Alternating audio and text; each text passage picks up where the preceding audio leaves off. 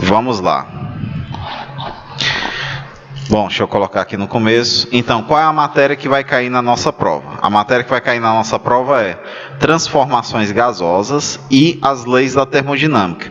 Não sei se vocês lembram, mas tem um capítulo só sobre transformações gasosas, né, que é tipo transformação isométrica, isobárica, isotérmica, e aí tem a lei geral dos gases, que é o mesmo capítulo que fala sobre a equação de Clapeyron, né? E aí depois desse capítulo começam os dois capítulos de leis da termodinâmica, que é um capítulo sobre a primeira lei e outro capítulo sobre a segunda lei. O que eu vou abordar nessa revisão é precisamente o que vocês precisam para tirar uma nota excelente na prova. Então, por isso que eu vou gravar essa parte aqui da revisão, só daqui da lousa, tá? Que é para vocês poderem assistir de novo e fixar alguma coisa que ficou pendente. Vou mandar essa lousa também do jeito que ela ficar aqui hoje, eu vou colocar em PDF também no sistema. Tudo isso eu já vou colocar no Google Sala de Aula hoje, para meia-noite ele entrar automaticamente no sistema. Aí vocês já podem ver a partir de meia-noite de hoje, tá? Então, prossigamos.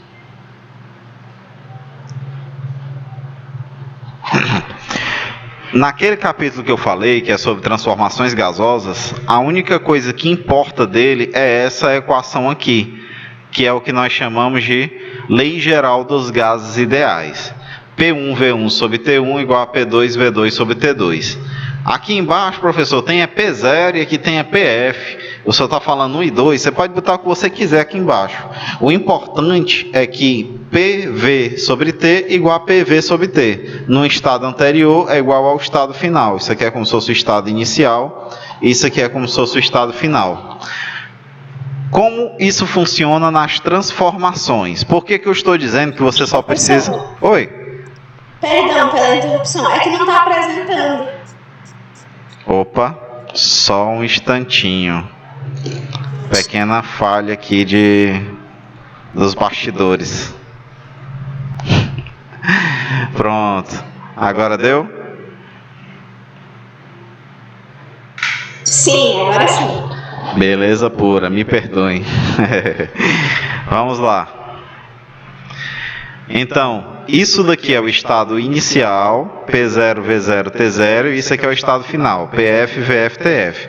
Por que que você só precisa decorar esta única equação? Por quê? Porque nas transformações gasosas, cada transformação você tira um elemento dessa equação e faz a equação própria da transformação. Como assim? Vamos começar com a transformação isobárica. A transformação isobárica tem o que constante? A pressão. Pressão constante. Então, se na transformação isobárica a pressão é constante, eu pego a lei geral dos gases e elimino a pressão. Só isso. Tirando a pressão daqui, eu vou ter o quê? V0 sobre T0 é igual a VF sobre TF. Só isso. Então, se a transformação for isobárica, eu vou usar essa equação aqui. E se a transformação for isotérmica, professor, como é que fica? Isotérmica, o que é constante? Temperatura. Temperatura. Então, eu elimino a temperatura daqui e vou ter o quê? P0, V0 é igual a PF, VF. E essa é a equação da transformação isotérmica. E por último, não menos importante, nós temos a isométrica, ou isocórica, ou isovolumétrica. Que todo mundo sabe que por ser isovolumétrica é o volume que é constante.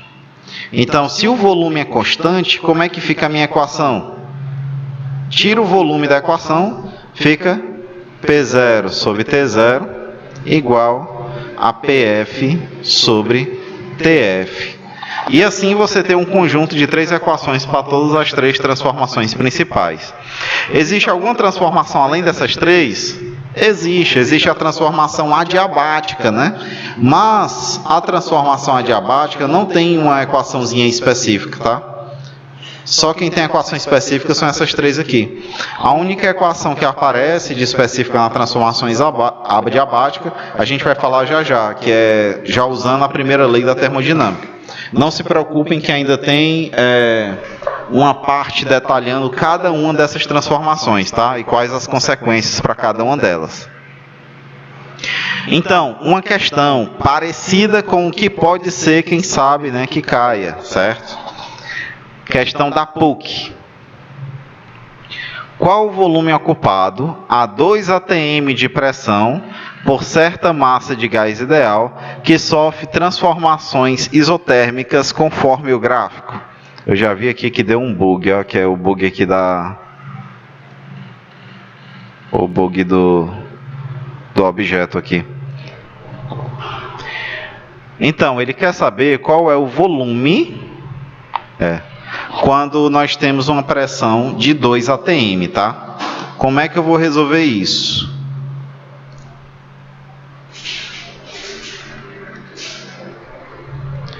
Muito simples. Ele falou qual o tipo de transformação? Falou bem que ele disse que a transformação é isotérmica. Se ele já nos deu essa dica que a transformação é isotérmica, então eu tenho que correr para poder escrever qual é a equação que eu vou usar para a transformação isotérmica.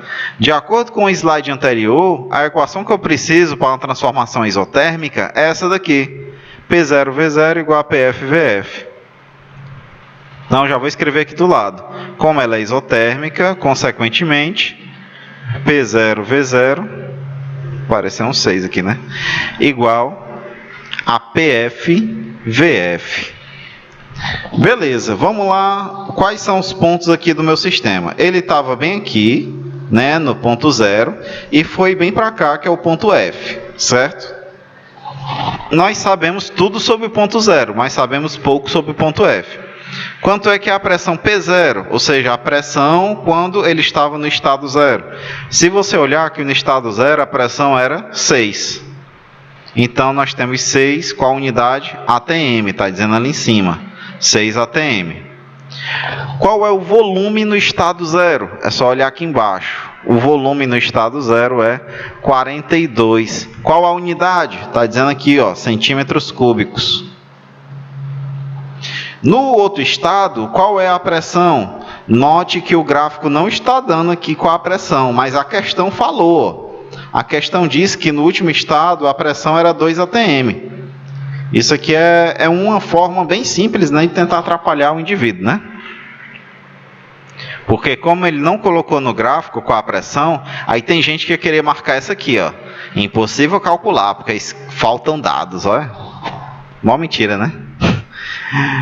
Qual o volume VF? Eu não sei, é o que eu quero descobrir. Então, a gente vai pegar tudo isso aqui que a gente anotou e vai inserir nessa equação que a gente anotou aqui do lado, né? Então, o P0 vale 6, o V0 vale 42, o PF vale 2 e o VF eu não sei, vou deixar VF. Então, 6 vezes 42 vai dar 126, 252, né? 252 igual a 2 VF. Posso mudar aqui a ordem, né? Botar 2 VF para cá e o 252 para lá. Então esse 2 está multiplicando, passa para o outro lado dividindo. O nosso VF vai acabar por ser 252 dividido por 2, que é 126 centímetros cúbicos, que é o item D de delta, 126 centímetros cúbicos. Viram? É uma questão tranquila, só aplicação direta da fórmula. Você pega só os dados e aplica direto na fórmula. E possivelmente teremos uma questão assim, tá? De aplicação direta da fórmula. Então, fique ligado, tente resolver de novo, procure questões parecidas no livro, né? Para ir resolvendo. Olha só, essa parte aqui, que também está na parte de transformações gasosas, já entrando na primeira lei da termodinâmica, é uma parte que eu bati muito nessa tecla nas últimas 3 aulas, né? E eu espero que vocês não esqueçam na hora, porque eu falei muito sobre isso. Quando é que o trabalho em uma transformação é realizado pelo gás e quando é que o trabalho é realizado sobre o gás, né?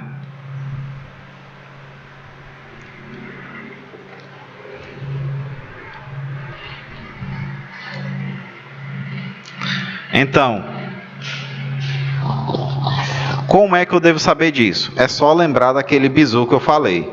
Quando o volume aumenta, o volume do gás aumenta, ou seja, a variação de volume é zero, significa que para o volume aumentar, o êmbolo, tem gente que não sabe o que é a palavra êmbolo, né? Êmbolo é essa parte azul aqui, que é o que prende o gás, ele pode subir ou descer. É o êmbolo quem controla o volume do gás, tá? Então, o gás ele estava bem aqui, nessa região tracejada, e esse êmbolo subiu.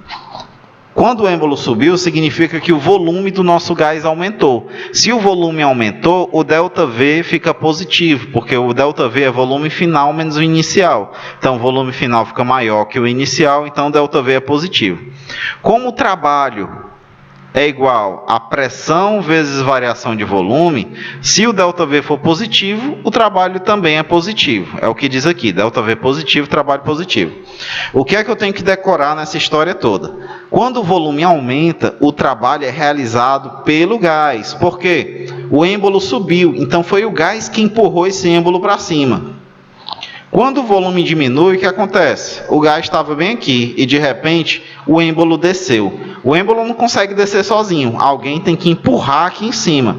Então, como foi alguém que empurrou aqui e apertou o gás para diminuir o volume, então o trabalho foi realizado sobre o gás. Quando o volume aumenta, é o gás quem empurra o êmbolo, então é ele quem realiza o trabalho. Quando o volume diminui, alguém empurrou o êmbolo, então o gás sofre trabalho, alguém realiza trabalho sobre o gás, tá? Então é isso que você tem que lembrar, porque pode ser que caiam questões teóricas assim falando sobre isso. O trabalho foi realizado pelo gás, o trabalho foi realizado sobre o gás. Então, como saber? É só saber a variação de volume. Se o volume aumentou, foi o gás que fez. Se o volume diminuiu, o gás sofreu, tá? Aqui nós temos só a representação gráfica disso que eu acabei de falar, né? O trabalho, como eu já tinha falado anteriormente, é sempre a área desse gráfico, de pressão contra volume. Trabalho igual à área do gráfico. Então, se você tem um gráfico de pressão contra volume, o trabalho vai ser a área desse gráfico, tá bom? Como é que eu sei se o volume está aumentando ou se o volume está diminuindo? Eu tenho que olhar a setinha. Se a setinha da minha transformação estiver no mesmo sentido da setinha do gráfico, aqui ó, a setinha do gráfico está apontando para a direita. Se a setinha da transformação também está apontando para a direita, significa que o volume está aumentando. Se o volume está aumentando, trabalho positivo, gás realizando trabalho. Se a setinha está apontando no sentido contrário, aqui ó, está no sentido contrário, então trabalho negativo, o gás está recebendo trabalho, alguém está realizando trabalho sobre o gás. Então essa é a forma de você identificar graficamente se se o gás está realizando trabalho ou se o gás está recebendo trabalho, tá? Alguém está realizando trabalho sobre o gás. Então é só olhar se a setinha aponta para o volume aumentando ou se a setinha aponta para o volume diminuindo, tá? Agora vem outra parte que pode cair também, certo? Pode cairá, né, na prova. Qual é essa parte? É sobre os caminhos que uma transformação pode sofrer.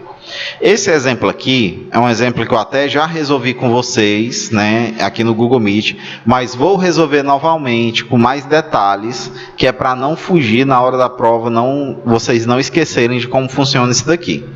O que é que está acontecendo aqui? O que nós temos aqui é que o gás está nesse estado 1 e depois ele vai para esse estado 2, tá? Então ele vai do estado 1 para o estado 2. Só que tem várias formas desse gás ir do estado 1 para o estado 2. Ele pode ir por esse caminho verde, que ele vai para cima e depois vai para a direita, que é o que nós chamamos de caminho A, aqui, certo? Ele pode ir pelo caminho B, que é esse caminho vermelho, que ele vai direto do 1 para o 2. Ele pode ir pelo caminho C, que é esse de baixo, esse caminho roxo. Ou ele pode, aliás, o C é esse azulzinho ondulado, né? Que é um caminho um pouco mais longo do que o caminho B, né? Ou pode ir pelo caminho D, que é esse caminho roxo, que é por baixo. O que nós temos que observar aqui é, em cada trecho que esse gás está fazendo uma transformação, alguma coisa pode estar constante ou não. Por exemplo, vamos observar essa transformação verde. O gás primeiro vai para cima e depois vai para a direita. Quando ele vai para cima, se você observar, o volume do gás era V1, bem aqui embaixo. E depois continua sendo V1 quando ele sobe aqui, né? Então, o volume do gás não mudou daqui para cá. Então, quando o gás anda no gráfico aqui na vertical, o volume não muda. Então, esse primeiro trecho aqui é uma transformação isométrica, porque o volume do gás não mudou. Nesse segundo trecho, o que é que acontece? A pressão do gás não aumenta. Se você olhar bem aqui, ó, ele está com uma determinada pressão P2, e aí ele vai para frente e chega aqui no final. Quando ele chega aqui no final, ele ainda está com a pressão P2. A pressão P2 não mudou. O volume mudou, mas a pressão não mudou. Então, se a pressão não mudou, esse trecho aqui de cima é um trecho isobárico, tá? Porque não houve alteração de volume. Do mesmo jeito, a gente pode olhar aqui nessa transformação roxa, né? Do D. Ó, aqui embaixo você tem uma isobárica, porque o volume, a pressão não muda, né? Aqui, ó. E depois, quando ele vai para cima, o volume não muda. Aí você tem uma isométrica. Deu para entender essa primeira parte?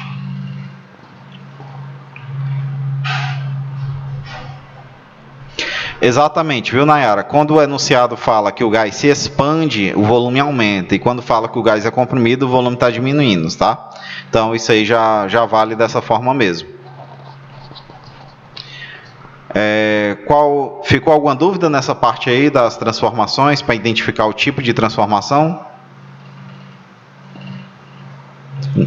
Beleza, prossigamos então. Bom, agora vamos analisar o seguinte. Como é que uma questão pode cobrar algo em relação a um desenho como esse daqui? A questão pode cobrar o seguinte, pode perguntar em qual desses caminhos A, B, C, D, ou A, B, C, D, né? Qual desses caminhos A, B, ou C, ou D, o gás realiza mais trabalho ou o gás realiza menos trabalho. Note que, por que eu estou falando que o gás realiza trabalho? Porque todos esses caminhos o volume aumenta, está notando? Ó? Tanto no A, quanto no B, quanto no C, quanto no D, são caminhos em que o volume aumenta. Então, como o volume sempre está aumentando, então em todos eles o gás realiza trabalho. Tá? Então, como eu vou saber qual deles o gás realiza mais trabalho? Eu tenho que analisar de um por um. Primeiro, vou analisar o caminho A. Eu falei aqui anteriormente, bem aqui, que o trabalho é a área, né, que está abaixo do gráfico quando uma transformação gasosa está expressa num gráfico de pressão contra volume. Então, aqui eu tenho P contra V também, pressão contra volume. Então, o trabalho é só a área desse gráfico. Então, vamos analisar o trecho A, o trecho verde. Como é que eu faço essa análise? Para analisar o A, eu esqueço todos os outros. O que é que eu faço? Eu desenho aqui a transformação A, que é a verde, e rachuro ou pinto toda essa parte abaixo da transformação A. Então, quando eu pinto toda essa parte aqui, eu tenho o trabalho realizado pelo gás na transformação A. Aí eu guardo isso aqui. Quando eu vou para a transformação B, que é a vermelha, eu esqueço todas as outras, desenho aqui a transformação B e pinto tudo que tem abaixo. Você já nota automaticamente que a transformação A ela tem um trabalho maior do que na transformação B. Ou seja, o gás realiza mais trabalho indo pelo caminho A do que pelo caminho B. Porque a área aqui é maior do que a área aqui. Não é verdade? Quando você vai pelo caminho C, você vê que a área tracejada pelo caminho C, ela é um pouco menor do que a área tracejada pelo B, né? Então, já posso escrever também que o trabalho realizado pelo gás no caminho B é maior também do que realizado pelo caminho C. Quando você faz o D, ó, que é o roxinho, vai ser só essa parte de baixo aqui, porque aqui não há realização de trabalho, né? O volume não muda. Então, bem aqui, ó, o trabalho vai ser menor ainda do que da transformação C. Então, posso escrever aqui que trabalho da C é maior também do que o trabalho realizado na transformação D. Dessa forma, eu já mato a questão dizendo que a transformação A, o gás realiza um trabalho maior, e na transformação D, de delta, o gás realiza um trabalho menor. Tá? Qual seria outra forma que pode cair isso daqui na prova, galera? Pode cair assim, ó. Eu posso colocar um gráfico, Posso colocar vários pontos. Ponto 1, 2, 3, 4. Aí eu posso dizer na questão seguinte. P contra V, tá? Qual dos dois caminhos o gás realiza mais trabalho? O caminho 1, 2, 3 ou o caminho 1, 4, 3? Então, como é que você resolveria essa questão? Primeiro, como são dois caminhos, eu vou desenhar o gráfico duas vezes para não me confundir, né? Então, vou botar aqui, ó, 1, 2, 3 e 4. Primeiro passo é isso, vou desenhar os dois. Segundo passo, eu vou desenhar como seria o trabalho de cada um. Então, como é que é o caminho 1, 2, 3? O caminho 1, 2, 3 é assim, ó. 1, 2, 2, 3. Esse é o caminho 1, 2, 3, certo? Quanto é que é o trabalho aqui no caminho 1, 2, 3? É toda essa área aqui, eu posso até tracejar aqui, ó. Toda essa área aqui abaixo é o trabalho do caminho 1, 2, 3. Como seria o trabalho do caminho 1, 4, 3? Então, eu vou traçar aqui a reta. 1, 4, 4, 3. Qual seria o trabalho? Vou tracejar. Seria só essa área aqui abaixo, né? Porque essa parte que não realiza trabalho. Então, claramente, qual desses dois realizou mais trabalho? No caminho 1, 2, 3 ou 1, 4, 3? Claramente você vê que foi no caminho 1, 2, 3. Então pode cair assim na prova, tá? É uma adaptação dessa forma, né? Então ninguém falou nada aqui no chat, prossigamos. Quando alguém ficar com alguma dúvida, pode mandar logo aí no chat, que ao final de cada explicação eu estou dando uma olhada, tá? Próxima coisa que é interessante para a gente aprender é sobre energia interna, tá? Não precisa você decorar isso aqui não, tá, galera? Essa parte das equações da energia interna. O que precisa de vocês, o que vocês precisam saber sobre energia interna é só que a energia interna está diretamente conectada à temperatura. Só isso. Então você tem que lembrar que, ó, é o que está escrito aqui em negrito. A variação de energia interna é função única e exclusiva da variação da temperatura absoluta. Lembrando, temperatura absoluta, ou seja, em Kelvin. Não serve em cálculos de termodinâmica temperatura em Celsius. Só serve temperatura em Kelvin, tá? Somente em Kelvin. Então, se a questão te dá uma temperatura em Celsius, você transforma para Kelvin. Professor, me esqueci como é que transforma. Só pode me lembrar? Posso sim. A temperatura em Kelvin é igual à temperatura em Celsius mais 273. Eu estou cobrando só assim, não estou pedindo vírgula nada aqui não, estou pedindo só assim. Então, um determinado gás está a uma temperatura de 27 graus Celsius. Então, você vai pegar o 27, somar com 273 e vai saber que o gás está a temperatura de 300 Kelvin, tá? Então, se a temperatura sobe, a energia interna sobe. Se a temperatura desce, a energia interna desce. Se a temperatura não varia, a energia interna não varia. Só lembrando bem claramente que o que importa para a gente na termodinâmica é a variação de energia interna. Então, se a temperatura não muda, não tem variação de energia interna. A variação de energia interna é zero. E isso tem implicação direta na primeira lei da termodinâmica, tá? Porque na primeira lei da termodinâmica há uma relação com a variação de energia interna, que é o ΔU, tá bom? A gente vai falar sobre isso agora. Qual é a primeira lei da termodinâmica? O que é que vocês precisam memorizar sobre ela? Somente essa equação aqui, que é a equação principal da primeira lei da termodinâmica. O que é que essa equação quer dizer? Eu vou escrever a forma mais comum que a gente utiliza dessa equação, tá? A forma mais comum que a gente utiliza é essa daqui, ó. Q igual a ΔU mais trabalho.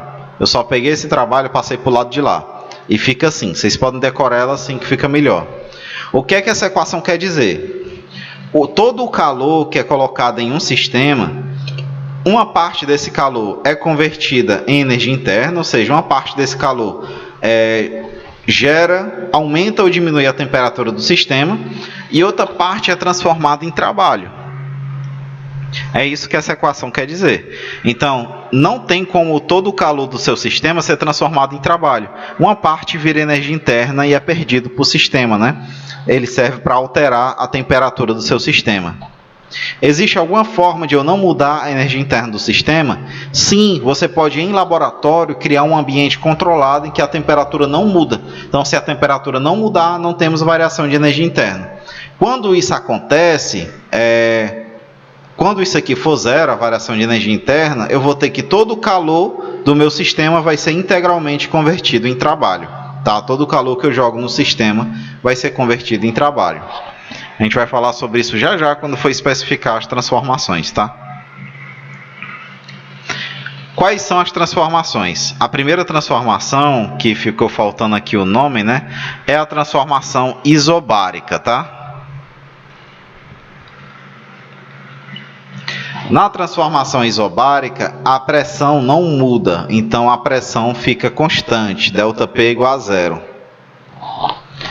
Quais são os dois casos de transformação isobárica? Nós temos uma expansão isobárica, que é uma transformação isobárica na qual o volume aumenta, e temos a compressão isobárica, que é uma transformação isobárica na qual o volume diminui.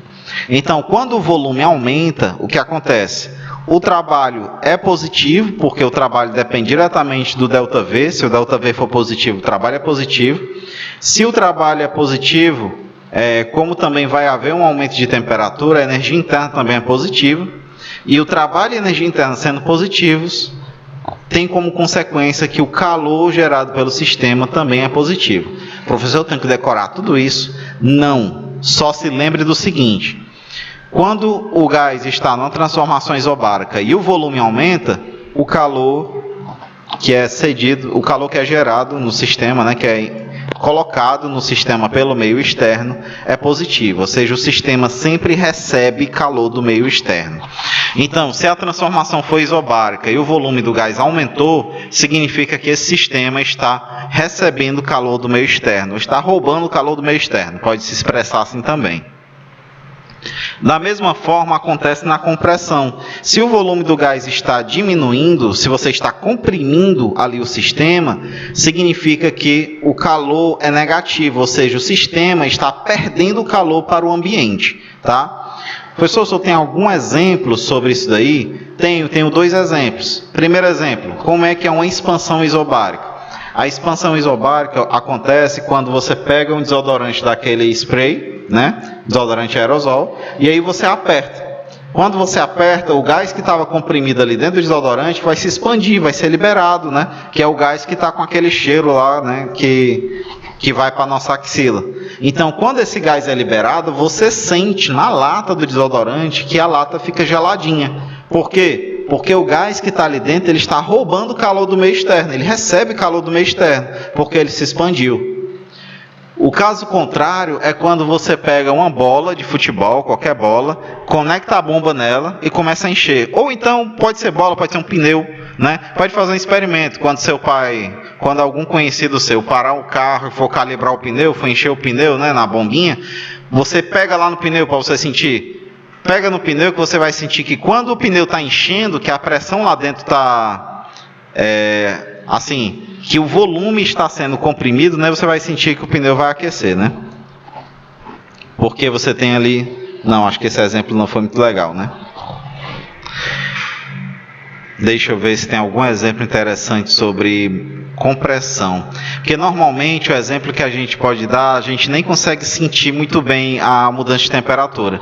Mas o exemplo que eu posso imaginar, assim, para ajudar vocês a compreender isso daí, é o seguinte: imagina uma bola, que ela está cheia, tá? E aí você começa a apertar essa bola. Quando você aperta a bola, ela estando cheia, né, começa a apertar com força para diminuir o volume da bola, ela aquece um pouquinho, você sente que ela fica um pouquinho mais quente.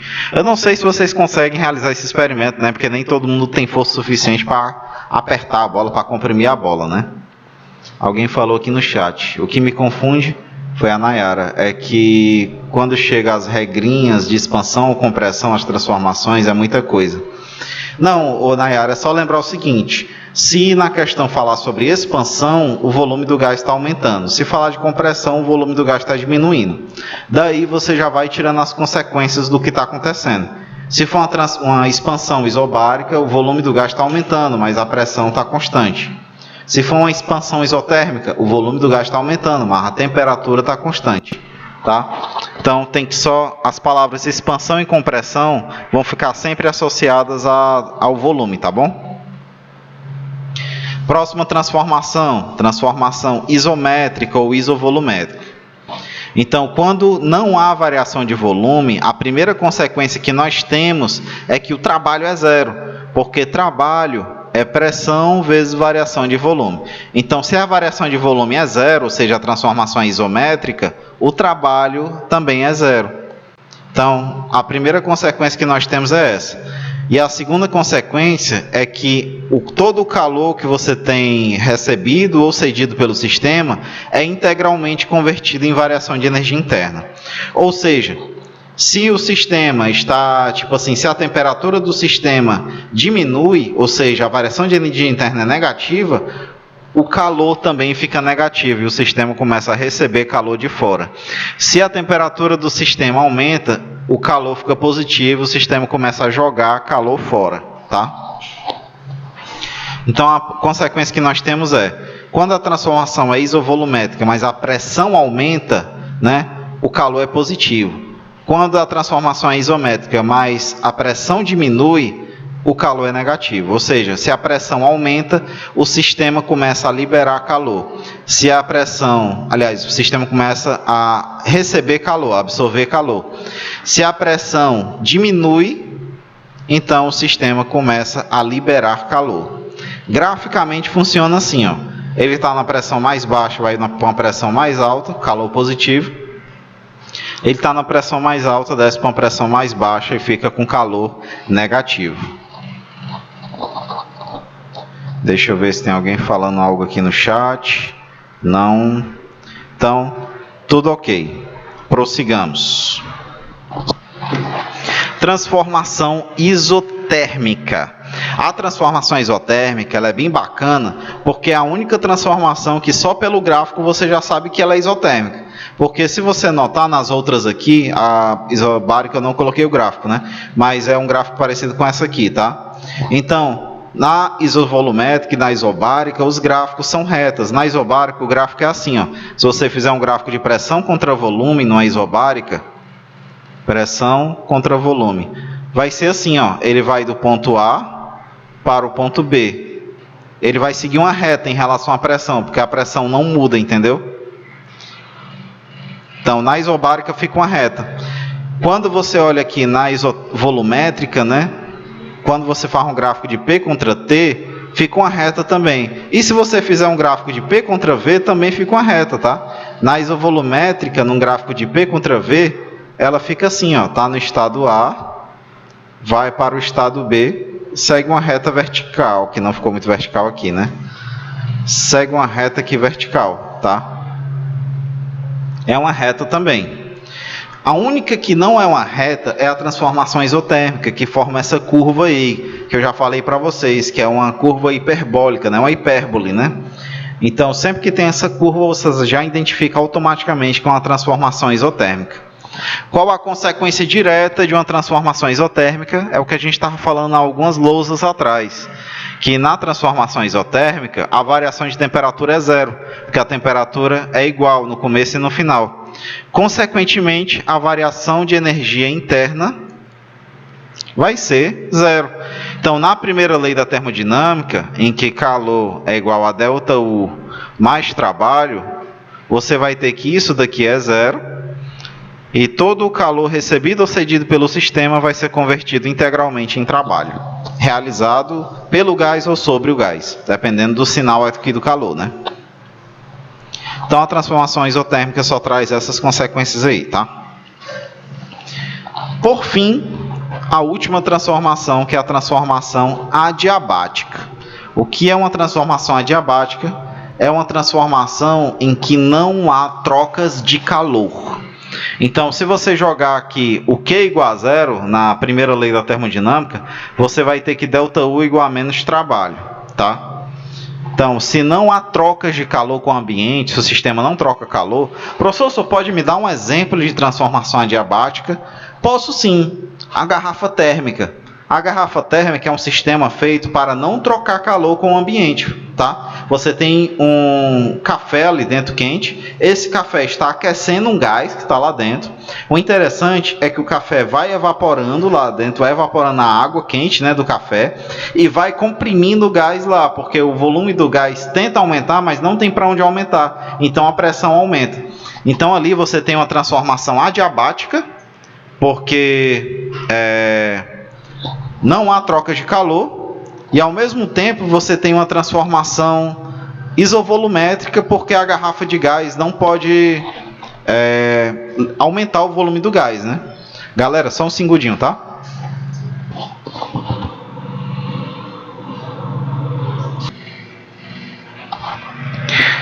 Pronto, galerinha, voltando. Pronto, voltando, estão me ouvindo, né? Prosseguindo. Na transformação adiabática, como eu estava falando da garrafa térmica, né? O interessante da garrafa térmica é que ele não consegue trocar calor com o meio externo, né? E não consegue aumentar o volume. Então a pressão aumenta ali, a pressão da água evaporada ali dentro aumenta, né? Do vapor de água. E quando você deixa a garrafa muito tempo ali com o café, que você vai abrir, você vê que fica duro de abrir, porque a pressão está muito grande. E quando você abre, parece até que você abre um refrigerante, ela faz tss, né? Porque solta ali o vapor bem rápido. Então aquilo ali é uma transformação adiabática, que a garrafa ela é feita para não trocar calor com o ambiente, né?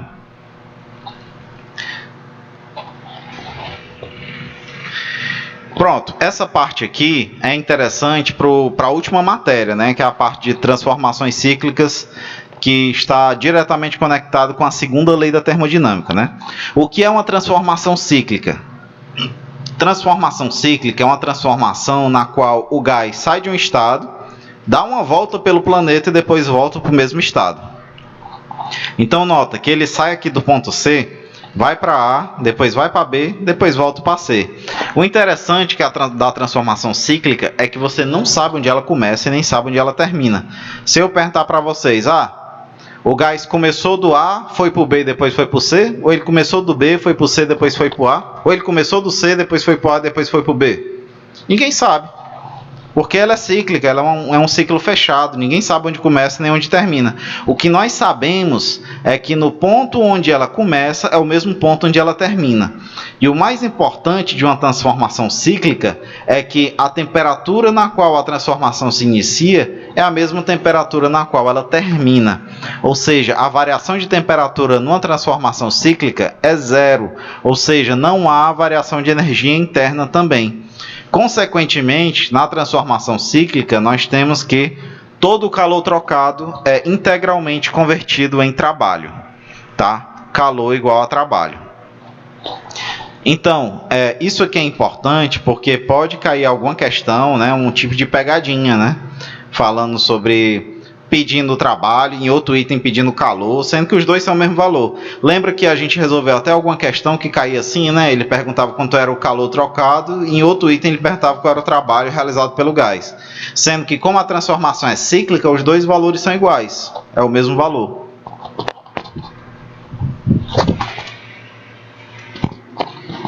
Bom, essas são as outras são três equações que vocês precisam decorar sobre rendimento de uma transformação cíclica, né? Temos essa aqui, que é a equação 1, essa é a equação 2, e temos a 3, que não está aqui, que é essa aqui, ó. T1 sobre T2 igual a Q1 sobre Q2. Essa aqui é a equação 3, tá? O que é que essas equações me dizem? Essas equações servem para me dizer qual é o rendimento de um gás que opera em ciclos, né, de acordo com a segunda lei da termodinâmica.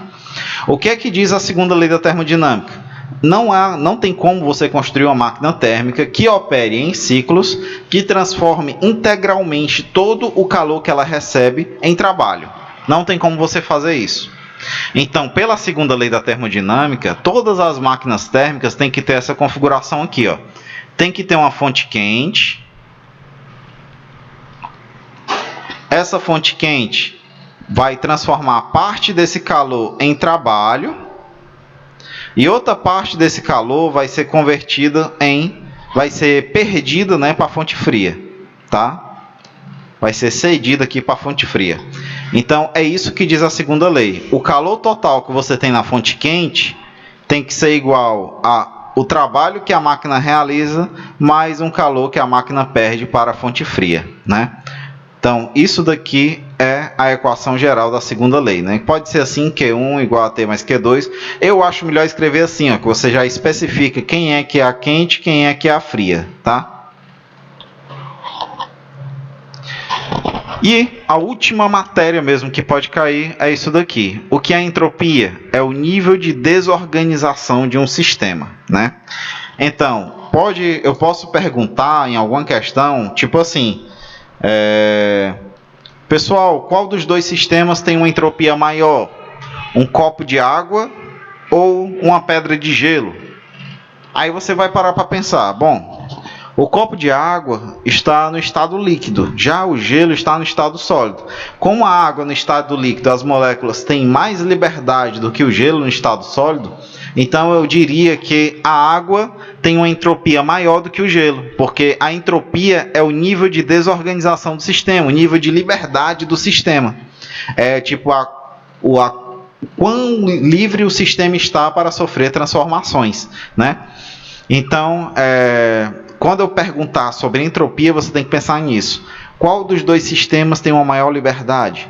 Então, eu posso pegar dois casos, uma garrafa inteira ou uma garrafa toda quebrada depois que ela cai no chão. Então, qual dos dois sistemas tem entropia maior? A garrafa quebrada, né? Porque os pedaços estão espalhados por aí, eles têm maior liberdade para fazer interações do que a garrafa inteira, né? Os pedaços estão todos presos uns nos outros, né? Beleza, aí temos uma questão, essa é a última questão mesmo, só para fechar a matéria, né? E essa questão pede de tudo que pode ser pedido em relação à segunda lei, tá? Então acho que eu vou até abrir uma lousa a mais aqui, né, para a gente resolver essa questão. Vamos lá. Operando entre duas fontes com temperaturas 100 graus Celsius e 0 graus Celsius, uma máquina térmica recebe da fonte quente por ciclo 800 calorias. Admitindo que essa máquina opera segundo o ciclo de Carnot, calcule. Por enquanto, galera, sempre que falar de ciclo de Carnot, só pense assim, essa máquina opera no ciclo, tá? Não deu tempo a gente aprofundar nem chegar no ciclo de Carnot, né, porque as nossas aulas são poucas, né, durante a semana, mas quando voltar aí futuramente, né, que a gente tiver umas aulas no regime híbrido ou como quer que seja, a gente vai ter mais aulas, né, vai ser mais tranquilo, né, para a gente abordar esses conteúdos com mais profundidade, né. Então, vamos anotar primeiro tudo o que a questão me dá. Deixa eu ver se alguém está perguntando algo no chat. Tem não. Tudo o que a questão me dá. Vamos lá. Primeiro, a questão diz que a máquina opera entre duas temperaturas, né? Então, a gente sabe que a fonte quente é uma temperatura mais alta e a fonte fria é uma temperatura mais baixa. Então, vou anotar aqui. Temperatura da fonte quente vai ser 100 graus Celsius. Temperatura da fonte fria vai ser 0 graus Celsius.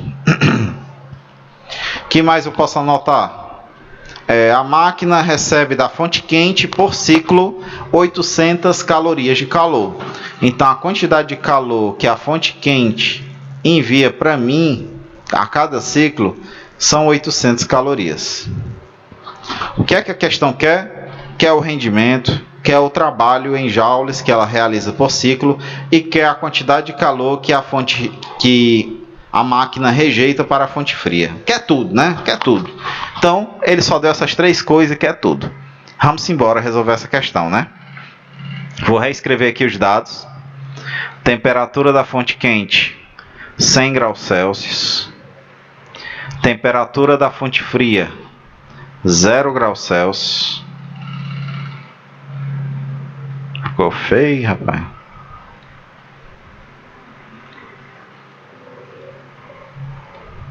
e calor gerado ou liberado pela fonte quente, 800 calorias. Então, de antemão, a gente sabe que tem duas fórmulas para rendimento, né? Tem uma fórmula que envolve calor e tem uma fórmula que envolve temperatura. Deixa eu só lembrar vocês. Está aqui, ó. Tem a fórmula que envolve calor, que é essa 2, e tem a fórmula que envolve temperatura. Como a minha questão me deu as duas temperaturas, da fonte quente e da fonte fria, a gente vai usar essa fórmula 1, né? Porque ela é uma fórmula que depende só das temperaturas. Então, o item A pergunta qual é o rendimento. Então, a gente já vai escrever aqui, ó, rendimento vai ser 1 menos temperatura da fonte quente, ou temperatura da fonte fria, sobre temperatura da fonte quente. Eu posso usar essa temperatura assim, galera? Alguém me responda aí. Eu posso usar essa temperatura desse jeito que está aí? Não, tem que transformar para Kelvin. Afirmativa, Ariel. Sempre tem que ser em Kelvin. Então, como é que eu faço para transformar em Kelvin? Basta eu somar 273. Então, a temperatura da fonte quente vai ser 100 mais 273. Ou seja, 373 Kelvin. E a temperatura da fonte fria vai ser 0 mais 273, que dá o próprio 273 Kelvin. Agora sim eu posso resolver minha questão. Então, esse rendimento vai ser 1 menos 273 sobre 373, certo? Quanto é 273 sobre 373, né? Nessa parte aí, eu não vou colocar cálculos assim, eu vou colocar cálculos fáceis de serem resolvidos, que aí vocês não vão depender de calculadora. Dá para fazer tudo de cabeça, né? Ou no máximo simplificar uma fração, né? Rendimento vai ser 1 menos 0,73. 1 menos 0,73 vai dar 0,27. Quando eu transformo isso aqui para porcentagem, vai ficar 27%. Então, o rendimento dessa máquina é 27%. E morreu o item A. Vamos para o item B. O que é que o item B pede? O trabalho em joules que a máquina realiza a cada ciclo. Essa questão ela tem só um pequeno equívoco, né? Que é melhor a gente resolver primeiro o item C para depois resolver o item B, né? Então vamos resolver o item C. A quantidade de calor em calorias que a máquina rejeita para a fonte fria. Por que eu digo que é melhor resolver o item C do que o item B? Porque o item C é o seguinte, eu tenho as duas temperaturas e tenho um calor, e eu preciso do outro calor. E se vocês virem as equações que eu pedi para vocês decorarem, né? A equação 3, ficou parecendo um monstro aqui, né? Mas é um 3, ela envolve tudo que a gente tem, só vai depender de encontrar o último calor. T1 sobre T2 igual a Q1 sobre Q2. Se eu substituir tudo aqui, T1 sobre T2, eu vou até escrever a fórmula primeiro, né? TF sobre TQ é igual a QF sobre QQ. Então, TF é 273, TQ é 373, QF é o que eu quero saber, e QQ é 800. Ele deu. Então, só cruzar tudo, né? Eu posso rearranjar aqui, mudar para o lado de cá. Esse 800 que estava dividindo, eu passo multiplicando. Então, QF vai ser 800 vezes 273 sobre 373. Essa fração aqui eu já calculei, né? Essa fração dá 0,73. Então, QF é 800 vezes 0,73. Que vai dar, vezes 800, 585,5. QF igual a 585,5 calorias. Então, essa é a quantidade de calor que é rejeitada para a fonte fria, né? Por fim, o último item. Qual o trabalho em joules que essa máquina realiza a cada ciclo? Como é que eu vou saber qual o trabalho? É só usar a segunda lei da termodinâmica. A segunda lei da termodinâmica diz o seguinte: o calor gerado pela fonte quente é igual ao trabalho mais o calor rejeitado para a fonte fria. Então, QQ vale 800. Trabalho é o que eu quero saber. E o QF vale 585,5. Ou seja, para encontrar o trabalho, basta eu diminuir um do outro, né? Que vai dar exatamente trabalho igual a 214,47 calorias. Então, ó, o trabalho vai ser só 800 menos 585,5, né? Eu vou botar até 0,5 aqui para não confundir vocês, né? Pronto.